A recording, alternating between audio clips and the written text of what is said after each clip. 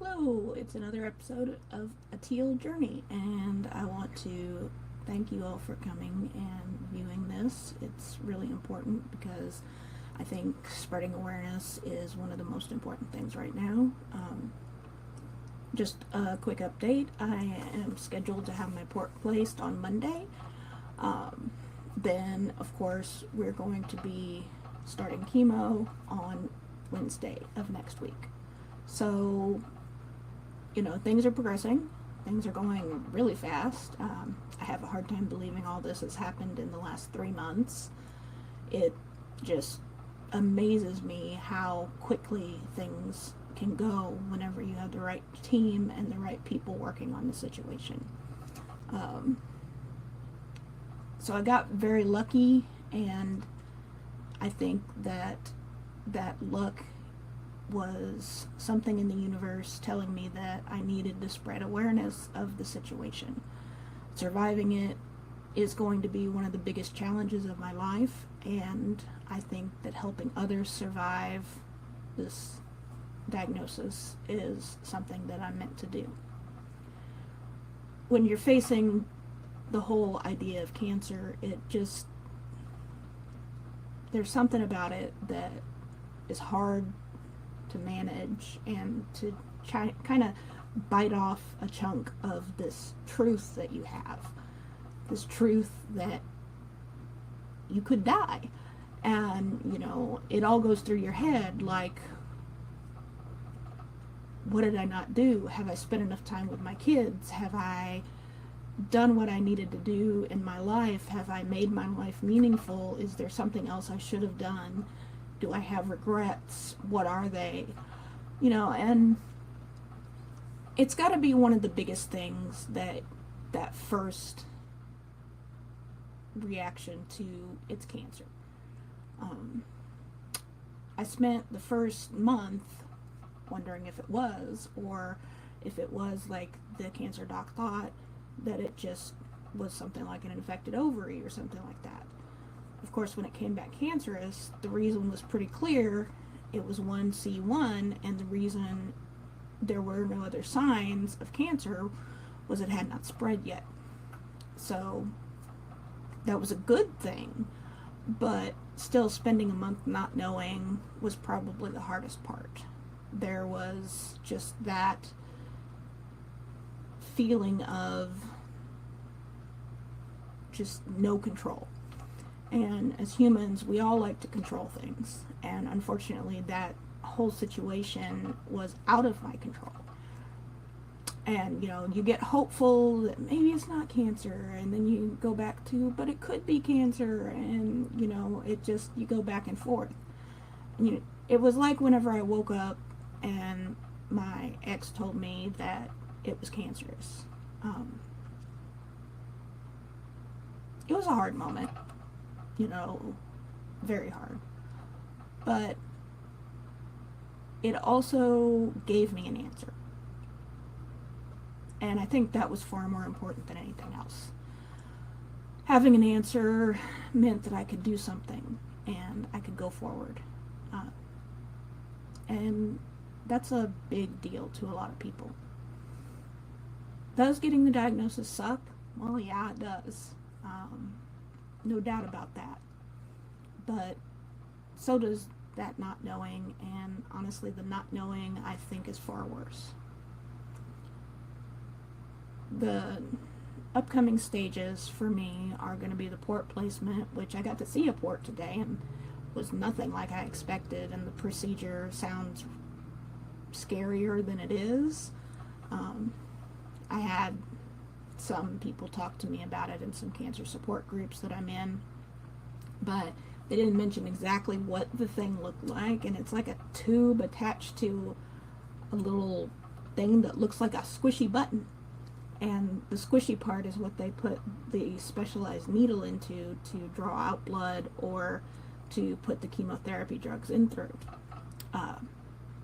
And my veins suck, so with a Doppler and a sonogram one time, it took them 45 minutes to get an IV in me for one of my surgeries. And that's just consistent with every other time. So for me, the port is really important. Other people say not to get it, that it's not worth it. I think it is, and I'm definitely getting it. So that is Monday morning. I have to be there at 6 a.m. and they're going to do surgery at 8 a.m. They do knock me out for it, so I will basically be under for about 30-45 minutes, however long it takes them to place it. It's not a very long surgery. Nothing compared to 4-hour surgery that I had before. The whole thing shouldn't take very long, like I said, and I'll probably spend more time in recovery than I spent in the surgery. I just hope I don't have the reaction of throwing up everywhere as soon as I wake up again. That wasn't any good, and it wasn't fun. Even though I can't really remember most of it, I just remember waking up and just vomiting everywhere. But not much I can do about that. So we'll see what happens with this surgery. They let me know that I should tell them whenever they called. They're supposed to call in about half an hour for pre-surgery prep. And again, this is one of those situations where I'm just amazed at how fast everything went. You know, it's Friday afternoon. They've scheduled me for surgery the very next Monday, and it's not going to be as difficult as the oncologist thought. He figured they wouldn't be able to get me in for a port until after my first chemo session, so they would have to do like a PICC line or something like that until they could get me into the other surgery. Luckily that's not the case, and they'll be able to place the port and I can go from there. After that, there's a lot of stuff happening next week. I was hoping to go back on the 2nd. 2nd is going to be the day of the surgery, so obviously I won't be working that day. But I also have to attend the mandatory chemotherapy education session, which takes a few hours, and I have to do a CT of the chest just to check and make sure there's no residual tumors or anything in that part of the body, because it didn't progress in the lower abdomen or the upper abdomen from what they've seen, so they're going to just check everything. So I've got those two things that have to happen before the chemo starts on Wednesday, so I'm guessing they're probably going to schedule that for Tuesday, which means I'll miss at least a half a day of work for that. So much for getting to go back to work, because I'm going to miss almost the first 3 days of the week. But that's okay. I gotta get it done. Then there's some kind of shot I can't remember what they said, some kind of shot they're gonna do the day after if insurance covers it. He said that he didn't know if it would or not because I'm 45 and insurance might not cover it. So we'll see what happens there. Then it'll be 3 weeks, and then I go back for my second chemo appointment. So with chemo, it's interesting because you have to go in and get blood work every time to check on your platelets and other blood levels, and then you have to go see the doctor for a few minutes, and then they take you back and do chemo. At least that's what they do at the place I'm using right now. So that's kind of the way things are going to work, and chemo takes 5-6 hours. So I've got my little bag full of stuff, because apparently you can either be sleepy and sleep the entire time, or some people are awake the entire time. So I'm taking my tablets, some snacks, my 40-ounce cup, pillow, little neck pillow that I got whenever I was doing iron infusions, and a little quilt. Of course, earbuds, because, you know, I'll listen to music for the entire time probably, and then I'll probably just chill out and play on my tablet, because that's what I'm going to take, you know. And I'm really kind of not nervous, but driven, I guess you could say that. Like, I know that sounds like opposite things, but most people would be nervous. I'm not really nervous about it. I just want to get going and get things taken care of. And I would tell you which drugs they're doing the chemo with, but I can't remember what he said. So we'll see what they are on the day of chemo. He said that whatever they are is pretty much standard treatment for ovarian cancer. So that'll be what I do from now on.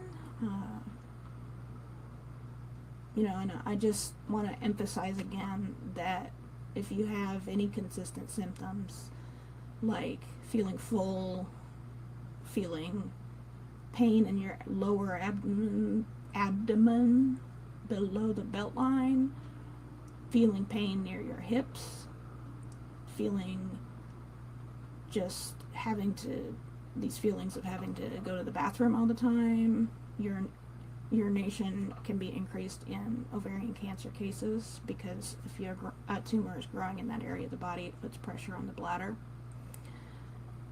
Things like that, see your doctor. If it lasts more than 2 weeks, you want to see the doctor. There is no test for ovarian cancer. We use the CA-125 often, and you may hear of that from a lot of ovarian cancer places, and that's fine. You can use that as a starting point, but you can't use it as a definite, because some people have elevated CA-125s because of inflammation. Menstruation can cause it to go up, and infections. There's a lot of things that can make it go up, so it is not a definite. Now, my first CA-125 was almost 3,000. That was just after the ER visit. At surgery, it was 178. So significantly different, but still elevated. Anything over 35 usually is a good indication of cancer. But I did have other tumor markers that were raised, like the 19-9, I believe it is. And there was a third one that she had done that was slightly raised. So I had all the markers for cancer. Having all 3 raised was probably not likely. So I think at the time of my surgery, she was more than likely sure it was cancer. But you can't tell until the pathology comes back. And the whole idea that all of this is something that you just get put on your shoulders and you have to deal with. If you're facing an ovarian cancer diagnosis, find your support system.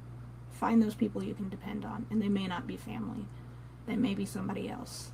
They may be friends. They may be your therapist. They may be your found family.